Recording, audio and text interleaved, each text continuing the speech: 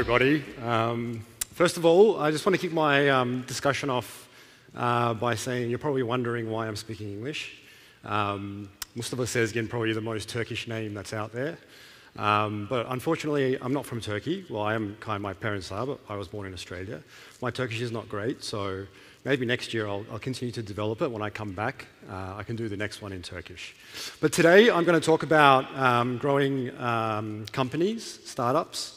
I've had the great experience, and I've been very lucky to work at companies such as SoundCloud, at Uber. I led the Amsterdam engineering office for Uber, and I'm now leading Glovo in Barcelona. And we're growing into the hundreds.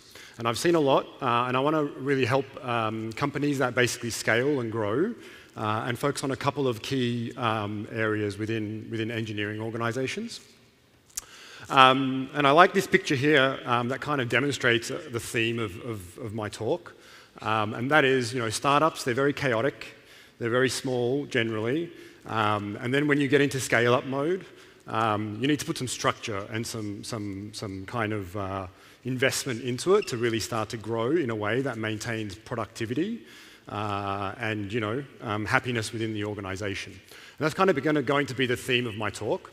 Obviously, like I mentioned, I work for Glovo, and a lot of my experiences that I'm going to discuss here is going to touch on that. And just to explain to you how quickly Glovo is growing at the moment, over the last 12 to 18 months, we've reached over 5 million customers. We have 26,000 stores on our platform around the world. We have 85,000 couriers in our network as well. And this is in around 26 countries and 160 cities globally. In 2018, we opened up a new city for Glovo on average every 4 days. So the company went through some pretty crazy hypergrowth. And as you can see here, in the last 12 to 18 months, our order volume has grown around 4 times. So with this success comes a lot of challenges as you grow the company as well. And I'm going to focus on 2 main topics in this discussion for companies and startups here. And one is going to be on the people side of things, and the other one's going to be on the technology and tooling side of things.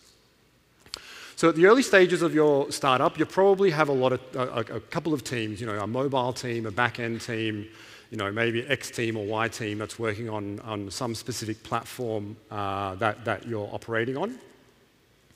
And a lot of these things will generally contribute to both the product as well as the tooling or the infrastructure that actually exists. You're a very small team. It doesn't make sense to necessarily split out into specific, very distinct teams at the early stages. And you probably have very little automation, right?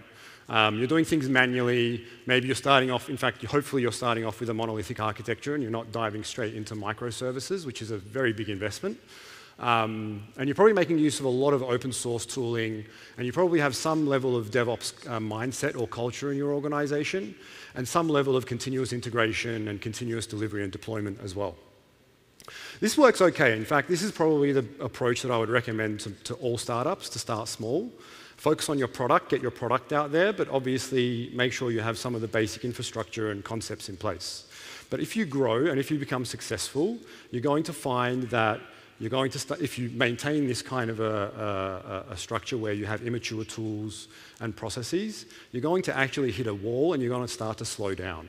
And what I'm going to take you through now is basically some experiences that I've been through myself at Glovo and at Uber as I was leading their mobile platform team.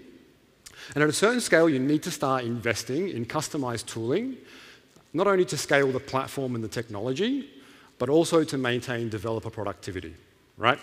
You will sometimes find, and there are many examples out there, that some of the open source tooling that you use today won't actually work for you tomorrow.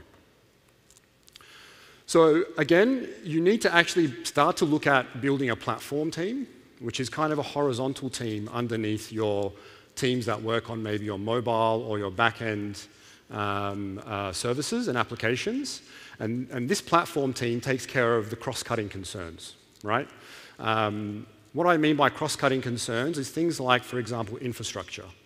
Things, for example, like developer tooling. These are things that you don't want your product team to be working on, because essentially if they work on that, they're wasting their time. You want your product teams to be working on delivering value for your customers and your end users, right? And let me go through a quick example. This pineapple, by the way, is very famous in Glovo, and we love it. We have a great design team creating all these icons for us. When I was leading the mobile platform team at Uber, we were building basically the infrastructure and the tooling that supported the mobile engineers across the globe. And there were around 400 mobile engineers. We had a lot of different repositories. We were using CocoaPods, which is probably some of you are familiar with. But we had very long build times because our code base grew so much and so complicated. And if you think about, for example, a 1-hour build time, if you're working on a feature and it takes 1 hour for the software to build, that's a huge productivity loss for your team. We had a lot of issues with our CI system. There were intermittent failures. It had just, the scale of how many builds we were doing were causing a lot of issues, and there was a loss of confidence within that CI system from the engineering team as well. So this obviously had a lot of productivity hits for us, and technical debt within the code base had been built up over time, and the application was starting to become unreliable, was taking a hit. So we needed to figure out what to do to actually start to make our engineers productive again. We actually moved from a multiple repository setup to a monolithic repository to bring all the source code into one place. But then we actually invested in bringing in what we call Buck, which is actually an open source tool by Facebook, to speed up our builds, and we actually contributed to that from some of the work that we did. We built custom services around our CI/CD pipeline to detect failures and only notify engineers if the failure was a genuine failure.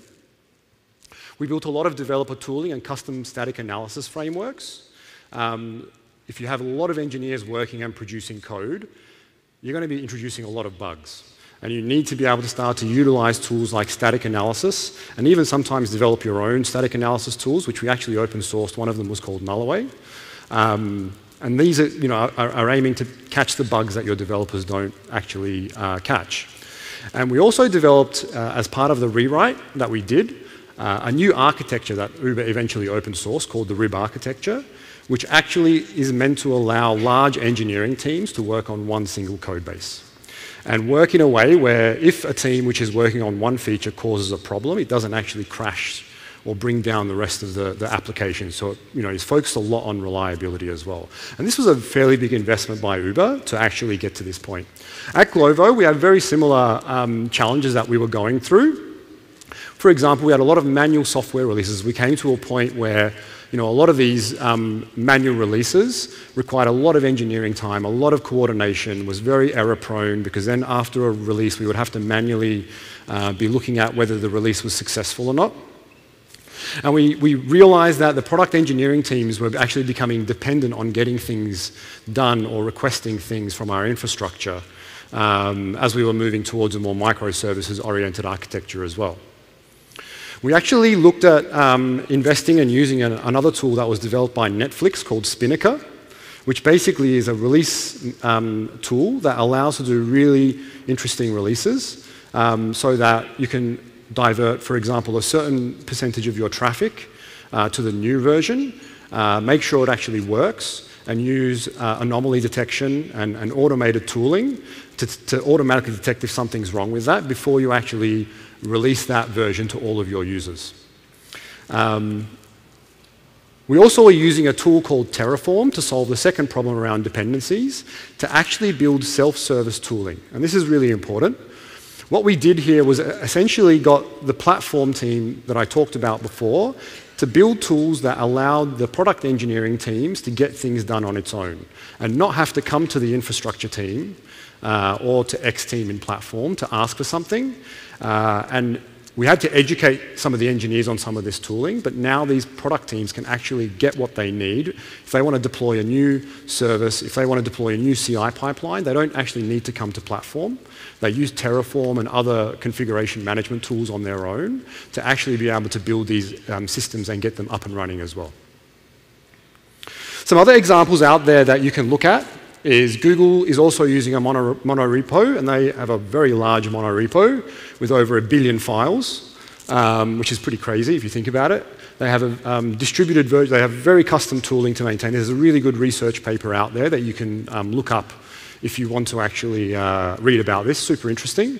I mean, they did 35+ million commits in 2016 into the repository. So you can just kind of think about the kind of problems and challenges that you have to solve when you get to that kind of a scale.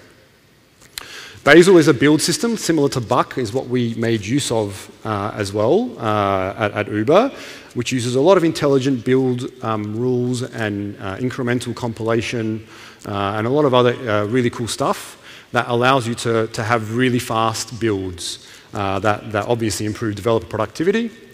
And another one that I thought was really cool is Facebook recently has developed a tool that actually automatically detects bugs, but then actually automatically generates a patch to fix that bug, and only requires a human to review and approve that. And if you think about that, that's something that not only makes the product better, but obviously saves developer time as well. So these three key things around investing in tooling to maintain developer happiness and productivity at scale, adoption of DevOps culture and automation being really critical, I think, to enable scalability, and breaking dependencies between teams by building self-service tooling is critical to be able to scale teams beyond the 10, 20, 30 or 100 engineers that you have. So we talked a little bit about the tooling there, but what about the organization and the people?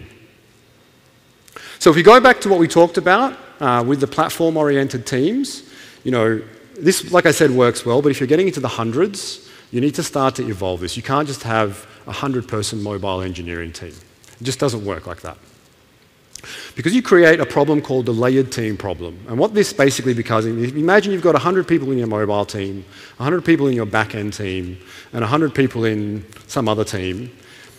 Your features cross all of those boundaries. If you're developing a credit card input, payment service or whatever, you've got the mobile client to develop, you've got the back-end service to develop, and you've got whatever else that you need to put up in terms of infrastructure. Mobile team goes to the back-end team and says, I need this, can you please get it done? And then you've got the back-end team who goes to the infrastructure team who says, I need this piece of infrastructure, can you get it done? But they are all fighting their own fires, they've got their own priorities. And in the end, you actually end up, teams waiting on each other and hoping to push things through. So how do we solve this problem? Basically, what I've seen happen at every company that I've worked at that's gotten to this stage is you start to move away from platform-oriented teams and you move into cross-functional product engineering teams. And what this basically means is that teams are now not oriented around a platform, but they're oriented around a mission, right? And what this basically is at Glovo, we have a dispatching team. A dispatching team is made of data scientists, back-end engineers, machine learning engineers, whoever is needed for them to succeed in that mission, and they work on our dispatching system that matches orders to couriers. For partners, they are a multidiscipline team of mobile, back-end, front-end engineers, as well as data scientists. And they also have a product manager and an engineering manager, and they work on building services and integrating partners onto our platform. Content, similarly, they ingest the content that comes onto our platform and made up of a mix of skills. And another example is a chat team we have. We have a chat functionality that connects customers to couriers who are making their deliveries. And basically, that team owns that feature end to end. We then have a platform team, which I was talking about before as well. And these, basically, their mission is to support these product engineering teams and build the tools that they need so that they can focus on delivering product. And once again, as I mentioned, the important part of this is not them to have them as a dependency, but for them to create the tooling to actually serve the product engineering teams independently and autonomously as well. But from a people perspective, I think, and this is one of the most important things, is at the very early stages, an engineer that joined a startup, it's crazy. It's you're working on getting stuff out there, and you're probably both the principal engineer, the junior engineer, the technical lead, and everything all in one. But as the organization grows, you need to start to bring in some structure into the organization. And this can actually present great opportunities for engineers for career path and growth and being motivated. There's a really good author out there called Dan Pink who basically he's an author on human behavior and psychology. You can watch his video on what motivates us on YouTube. And he comes up with 3 things. He talks about software engineers and how they work on open source projects.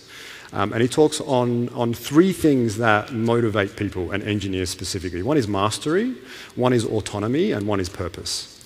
And I think I've never met an engineer that doesn't want to master their craft. They don't want to become the best engineer in building back-end services or automating infrastructure or anything else.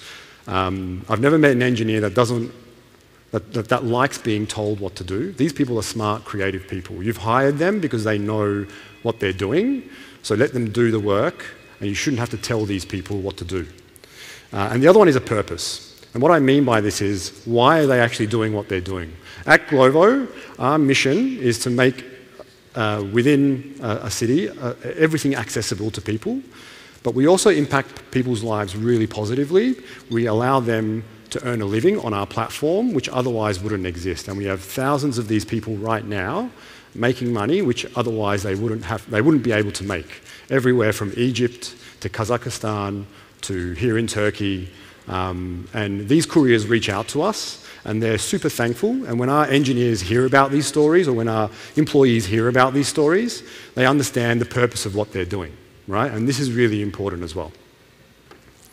And my philosophy and these kind of key attributes allowed us at Glovo to define a framework for engineers and their career paths based on 5 competencies. Design and architecture, which is the ability to design and build scalable systems. Software engineering, which is the ability to produce software that is maintainable, that is high quality and tested. Delivery and execution. We want engineers to be able to deliver and execute and produce results in an impactful way. And there's 2 competencies that we also have as part of our engineering culture that basically allow people to be good citizens of the company and the community, organizing events,